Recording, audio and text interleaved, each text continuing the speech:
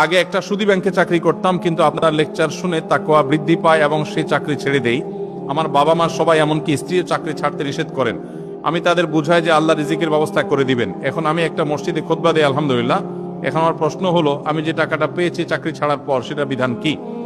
যে ভাই প্রশ্ন লিখেছেন তাকে আমি স্যালিউট জানাই, সাধুবাদ জানাই এবং তাকে আমি মুবারকবাদ জানাই। আল্লাহ তাআলা আমার এই ভাইয়ের, তার যে হারাম ছেড়েছেন, তার যে স্যাক্রিফাইস করেছেন, এটা তার পরিবারকে মেনে নেওয়ার, সবর করার তৌফিক আল্লাহ তাআলা দান করুন।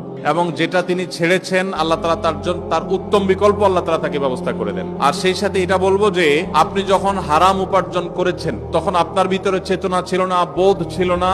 তখন আপনি সেই উপার্জন যেটা করেছেন, সেই উপার্জিত টাকা যেগুলো ভোগ করে ফেলেছেন, আপনার বোধ হওয়ার আগে, তওবার আগে, সেন্স তৈরি হওয়ার আগে, সেগুলো আল্লাহ তাআলা আপনাকে মাফ করবেন ইনশাআল্লাহ। কারণ আল্লাহ সুবহানাহু ওয়া তাআলা বলেছেন, ফামান জাআহু মাউযাতুম মির রাব্বিহি ফান্তাহা ফালাহু মা সালাফ।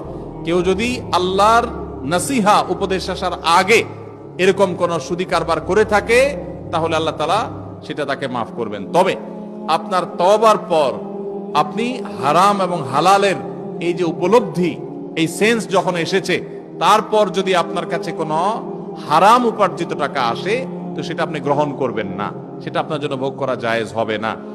এখানে আপনি কোন টাকা এসেছে, কিভাবে এসেছে, কখন এসেছে,